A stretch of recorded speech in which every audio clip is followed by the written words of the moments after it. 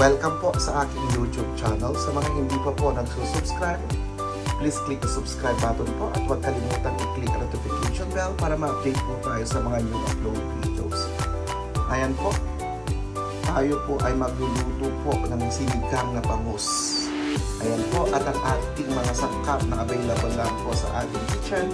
Siyempre, andyan po ang ating bangus, andyan po ang ating luya at ating bell pepper, andyan po ang ating kamatis, ang ating okra, ang ating sili, ang ating sibuyas, at ang ating talong.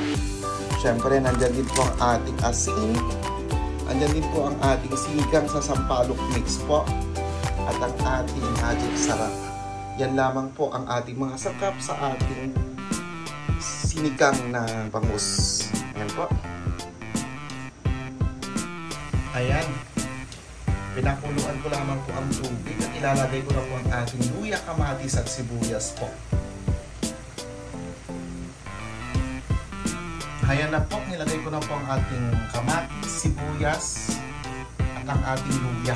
Ayan, pakuluan lang po natin. At isusunod ko na po ang ating isda. Ayan na po. Nailagay ko na rin po ang ating bangus. Nilagyan ko na rin po siya ng magic sarap at asin. Ayan, lutuin ko lang ng konti. Isusunod ko na po ang ating mga gulay.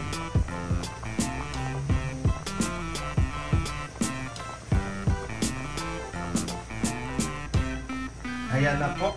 Nailagay ko na rin po ang ating mga gulay. Ayan, pakuluan lang po natin at lutuin po ng konting minuto. At ilalagay ko na rin po ang ating pampaasim.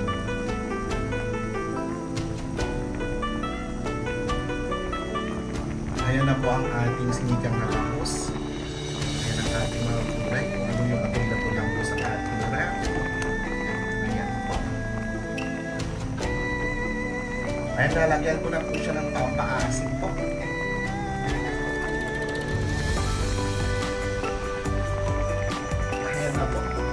Okay na po ang lasa niya. Ang sarap po ng ating sinigang po na bangus. Asin-asin. Ayan po.